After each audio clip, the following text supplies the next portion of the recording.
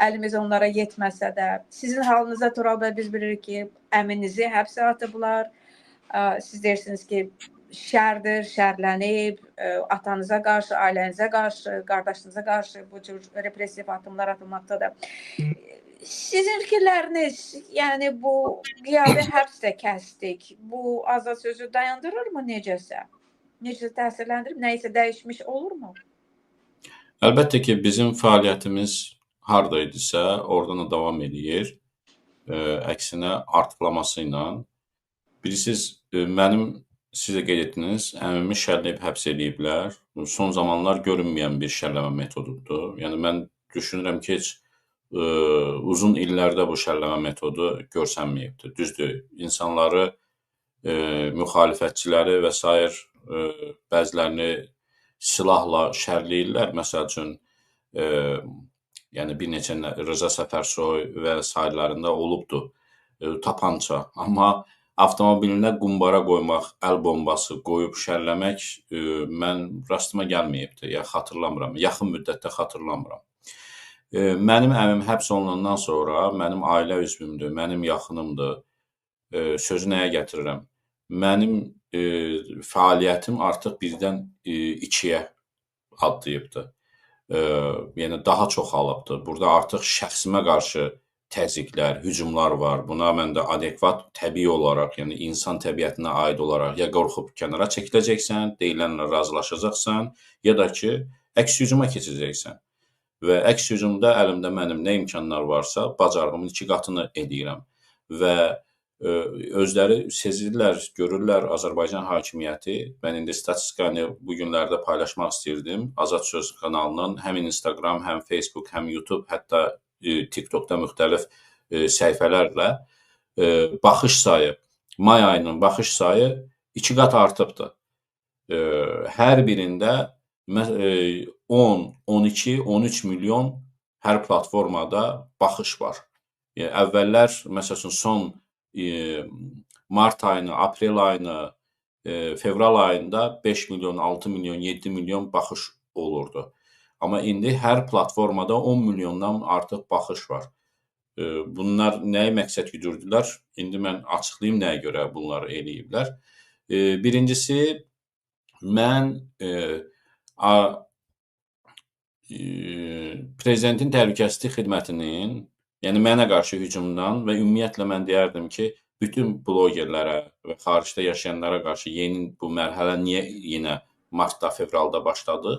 Prezidentin Təhlükəsizlik Xidmətinin rəisi Bəylər Əyibovu, yəni inanılmaz iynə kimi mümkün olmayan bir şəkildə sarsıtdım fəaliyyətin. Mənə elə Bəylər Əyibovun öz yan yörəsindən verilən məlumatları danışmaqla, İlham Əliyevin özünə təsir edən məlumatlar idi ki, onun təhlükəsizliyini, onun təhlükəsizlik xidmətinin işçiləri qoruya bilmirdilər.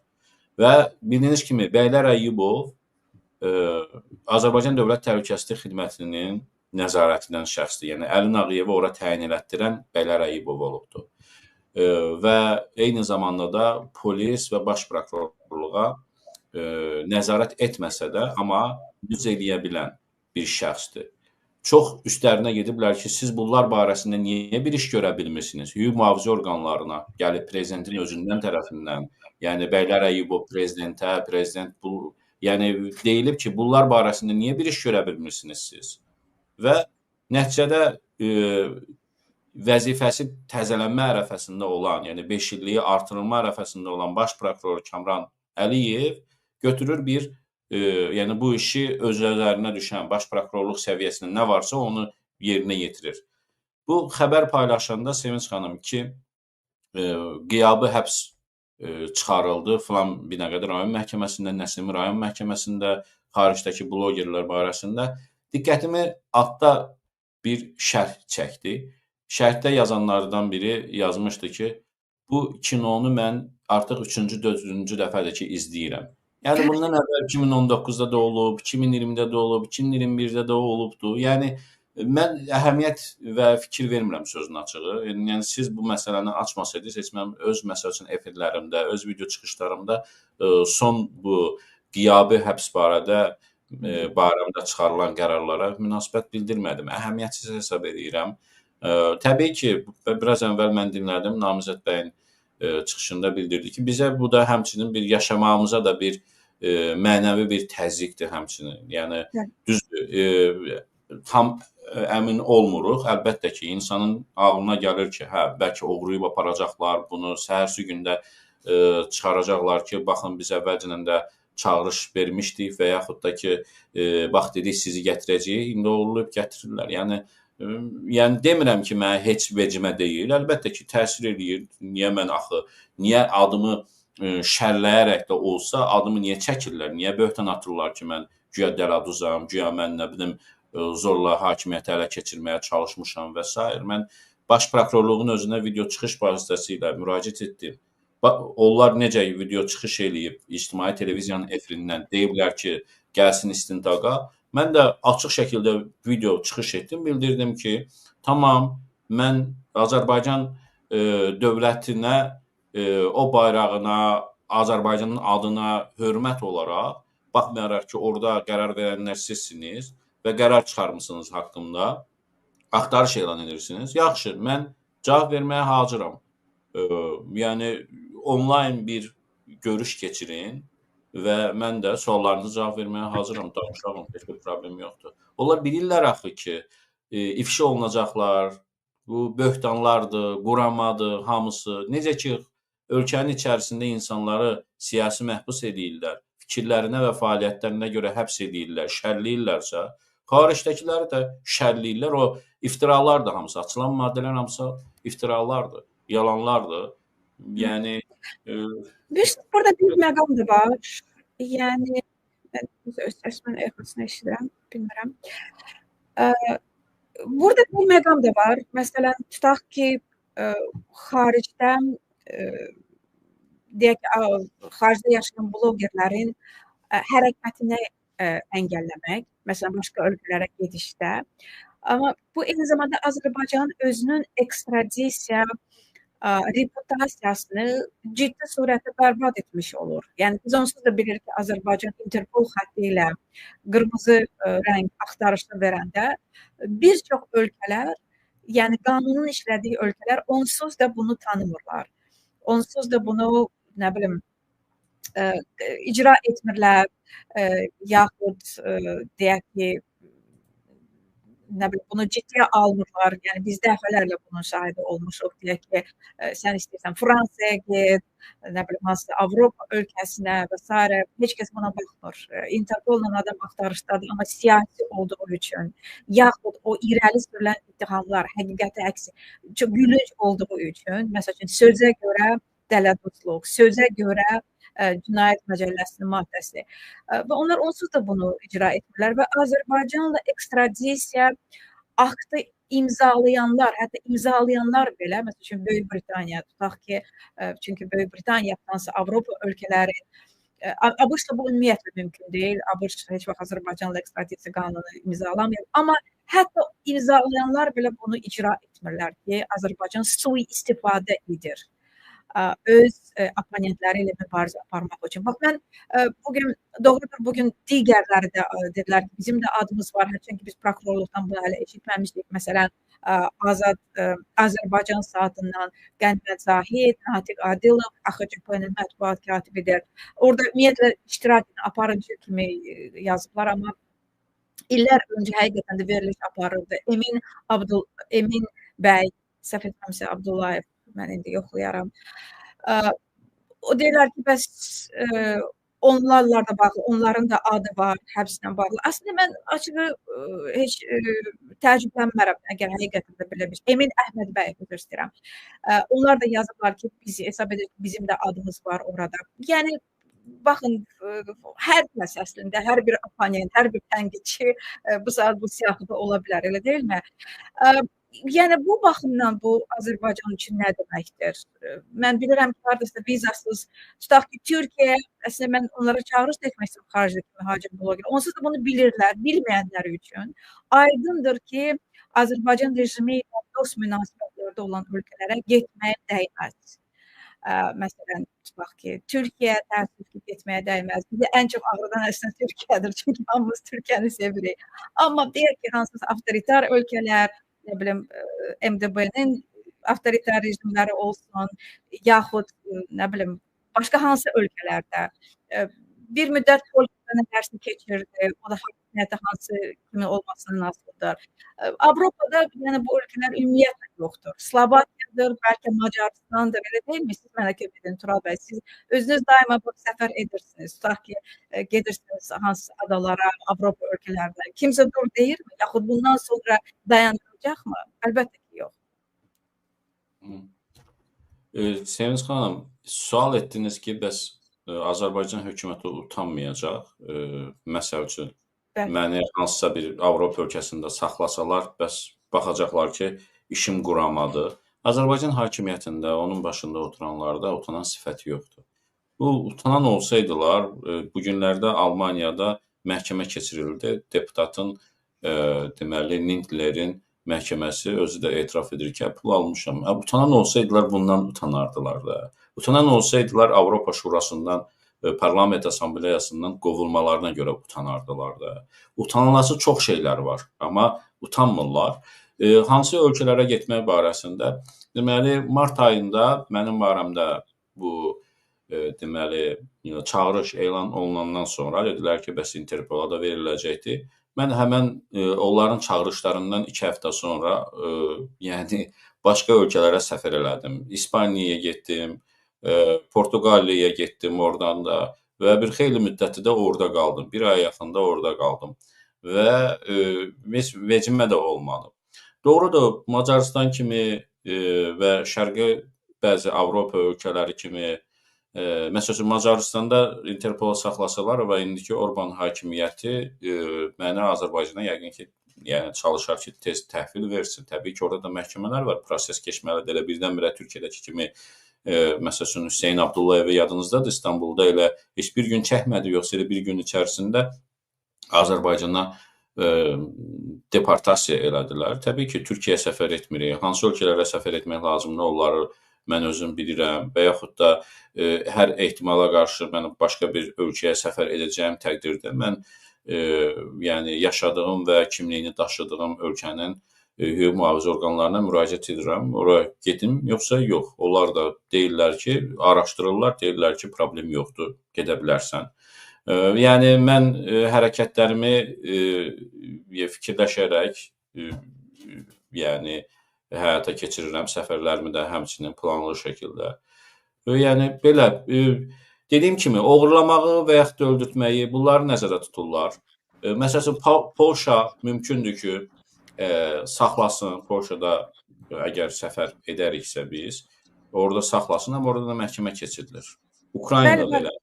Elxan Nuriyev saxlanılmışdı, xatırlayırsınız. Yəni bir neçə ay sonra buraxmaq məcburiyyətində qaldı. Yəni onun da məhkəməsi oldu və məlum oldu ki, bunlar quramadır. Namizədə, sizin fikirlərinizi eşidək. Bu ölkənin reputasiyasını digər ölkələrin hüquq mühafizə təşkilatları qarşısında necə təsirləndirmiş olur? Əslində bugün Azərbaycan hüquq mühafizə sisteminin, Azərbaycan Ədalət Məhkəməsinin nüfuzu olduqca aşağıdır. Bu, yalnız Azərbaycanın daxilində deyil, həm də xaricdə təsdiq olunmuş bir faktdır. Təkcə onu demək kifayətdir ki, Azərbaycan prezidenti publik qaydada elan etdi ki, o Avropa İnsan Hüquqları Məhkəməsinin qəbul etdiyi qərarları kağız parçası hesab edir və öz vətəndaşlarının hüquqlarının bərpa olunması ilə bağlı, təkrar edirəm ki, Azərbaycan vətəndaşlarının hüquqlarının müdafiəsi ilə bağlı Avropa İnsan Hüquqları Məhkəməsinin qərarlarını tanımır və yerinə yetirməyəcəkdir və faktlar da göstərir ki, hal-hazırda həmən qərarlar Azərbaycana daxil olmaqda davam edir, lakin bu qərarların icrası həyata keçirilmir, qulaq ardına vururlar. Əlbəttə, bu gün diqqət mərkəzində olmalıdır ki, Avropada Azərbaycanda hakim zümrənin törətdiyi korrupsiya, rüşvətxorluq, rüşvət vermə maddələri ilə məhkəmələr gedir. Ardı-arası kəsilmədən daim belə bir məlumatlar yayılır ki, Avropanın müxtəlif ölkələrində rüşvət alma faktları ilə bağlı cinayət məhkəmələr qurulur və bu məhkəmələrdə mütləq Azərbaycan hakimiyyətinin adı hallanır. Bax, hal-hazırda bugün mən sosial şəbəkələrdə eşitdim ki, Məhəmməd Mirzəliyə gərək ki, bir il bundan qabaq edilmiş sui-qəsdlə, həyatına edilmiş sui-qəsdlə bağlı 8 nəfər həbsə alınıbdır və bugün onların məhkəmə prosesi başlayıbdır. Məndə zərrə qədər də şübhə yoxdur ki, həmən o şəxslər var ki, ittiham olunurlar Məhəmməd Mirzəliyə sui-qəsddə. Onların Məhəmməd bəylə heç bir düşmənçiliyi olmamalıdır. Və onlar yəqin ki, kimlərinsə sifarişini yerinə getiriblər. Son dövrlərdə Avropada, məsələn, Vidadi İskəndərinin öldürülməsi, digər, həmçində Türkiyədə, məsələn, müxalifət yönümlü insanlarımıza qarşı törədilmiş sui-qəsdlər də mən düşünürəm ki, bir mənbədən idarə olunur və sifarişlə həyata keçirilir. Yəni, bir mənbədəndir. O şəxslərin ayrı-ayrı fiziki şəxslərlə münaqişəsi, qərəzliyi olmamalıdır. Və daim Azərbaycan hakimiyyəti olubdur ki, Avropada fəaliyyət göstərən müxalifət nümayəndələrinin, hətta vaxtı ilə Azərbaycan hakimiyyətini təmsil edib, hal-hazırda Avropada olan Elşad Abdullayeva da qarşı mən eşitdim ki, belə bir addım atılır. Azərbaycan Beynəlxalq Universitetinin keçmiş rektoru, hansı ki, hakimiyyətlə çox yaxın münasibətləri olubdur və yaxud da ki, bu keçmiş deputat Abdullayev, Yusuf Abdullayev, Yuska rəqəbi ilə tanınan Abdullayev də indi hal-hazırda Türkiyədə tutulubdur, Azərbaycana gətirilibdir. Ona saxta ittihamlarla, mənə ümumiyyətlə Azərbaycan ayrı-ayrı övladları yazığım gəlir ki, onların tutduqları mövqe vaxtı ilə bu hakimiyyətin zuy tutanları idilər. Bu hakimiyyətin törətdiyi cinayətlərdə bilavasitə iştirak edirdilər və hər hansısa məqamda hakimiyyətlə sözləri düz gəlmədiyinə görə qaçıb Avropaya mühacirət eləmişdilər, orada yaşayırdılar. Heç onlara orada da yaşamağa imkan vermədilər. Aldadıb gətirirlər Türkiyəyə, ora-bura, oradan da tutub gətirib həbsə salırlar. Və mən bugün həmən şəxsin nə qədər fiziki işgəncələr altında şərəf və ləyaqətinin alçaldılması fövqündə məhkum olunduğunu bilirəm. Həbsdən də buraxmırlar, saxta ittihamlarla həbslərlə saxlamağa davam edirlər. Yəni, Azərbaycan ədalət mühakiməsinin nüfuzu bütün dünyada çox aşağıdır. Olduqca aşağıdır. Son günlərdə də, yəni Avropada Almanya Bundestagının bir keçmiş, olarsan indiki deputatına Azərbaycan hakimiyyət tərəfindən rüşvət verilməsi ilə onun güya lobbiçilik fəaliyyəti həyata keçirilməsi, əslində isə onun insan hüquq və azadlıqlarına qarşı törətdiyi əməllərə haqq qazandırmaq, yəni pərdələmək üçün, atdığı adımlar üçün rüşvət verilibdir. Və bu gün də onlar məhkəmə qarşısında dururlar və onların məhkəmə prosesləri zamanında daim Azərbaycan hakim dairələrinin adı səslənir. Dəqiqətən bundan utanmaq, çəkinmək lazımdır ki, sənin ədalət mühakimən, sənin qanunvericiliyin, qanunçuluğun bu gündədir. Nəinki ölkə daxilində məhkəmə ümumiyyətlə yoxdur. Məhkəmə istintaq orqanları saxta ittihamlar düzəltməklə məşğuldur. Və bu Avropa'da gedib çıxdı. Qayıdıram o məsələyə ki, baş prokurorluq güya blogerlər barəsində həbs qəti imkan tədbiri seçir, onlar haqqında cinayət işi qaldırır. Tural bəy də qısa qeyd elədi o məsələyə. Bacarırlarsa onlayn qaydasında dindirmə aparsınlar. Çox əla. Bugünkü gün özü bilirsiniz də, elmi texnika inkişaf edibdir. Amerikada hələ mən 2000-ci ildə Amerikada olarkən orada gördüm ki, müttəhimlər türmədə otururlar və məhkəmə prosesi də onların bilavasitə iştirakıdır da, keçirilir, onları dindirilir, sorğu-sual olunur. Bəli, baş prokuror əgər özündə cürət tapırsa və yaxud da onun bir müstəntiqi otursun, Qurban bəyi çağırsın, dindirsin, Tural bəyi çağırsın. Mən hesab edirəm ki, bax, dəqiq deyirəm, bugün Azərbaycanda bu şəxslərlə üz-üzə oturub sual-cavab eləyəcək bir prokuror işçisi yoxdur. Baş prokuror Kamran Ədiyevin özü, müavinləri daxil olmaqla. Əgər qorxmurlarsa, cəmiyyət qarşısında açıq proses təşkil etsinlər. Otursun orada. Burada da bu blogerlər ki, hansı ki barələrində siyahı üzrə 10 nəfərdən çoxdur. Bir hər gün cəmiyyətlə elan eləsinlər ki, cəmaət bu gün Tural Sadıqlını dindirəcəyik. Tural Sadıqlı mən düşünürəm ki, qaçmaz bundan. Otursun ekran qarşısında suallarını versin. Onda yenə də özləri ifşa olunacaqlar. Bütün cəmiyyət, bütün insanlar, bütün hüquqşünaslar görəcəklər ki, bu hakimiyyətin bu şəxslərə verəcək sualları da yoxdur. İrəli sürəcək ittihamları da yoxdur. Qurulmuş, verilmiş ittihamlar hamısı saxtadır. Və özləri ifşa olunacaqlar. Ona görə getmirlər. Əgər doğrunda baş prokurorluq belə bir addım atıbsa, buyursun, gəlsin. Buyurun, Seviz xanım, deyəsən vaxtınızda. Möhtəşəm, mən elə gəlir ki, həqiqətən də siz hər ikiniz lap nöqtəsinə onluğa vurdunuz. Yəni, heç kəs ki, qaçıb gizlənmir ki, Tural bəy hər gün efirlərdədir. Mən yazma gəlir, mənə axtarışa vermişlər. Mənə hər gün efirdə mənə axtarışa vermişlər. Beynəlxalq axtarışa. Ona görə həqiqətən də bu məsələ eşitmək istəyirlərsə, bu saat rəqəmsal zamanəsidir. Buyurun, açın Skype-la, Zoom-la, StreamYard-la, nə bilim, Microsoft Teams-la, nə istəyirsiniz. Linki göndərin ictimai surətdə, adamlar öz ifadəsini versin və görək ki, bu ittihamların içərisində azca da olsa həqiqət varmı? Təşəkkür edirəm sizə, Namizəd bəy Səfərov, Tural bəy Sadıqlı. Var olun.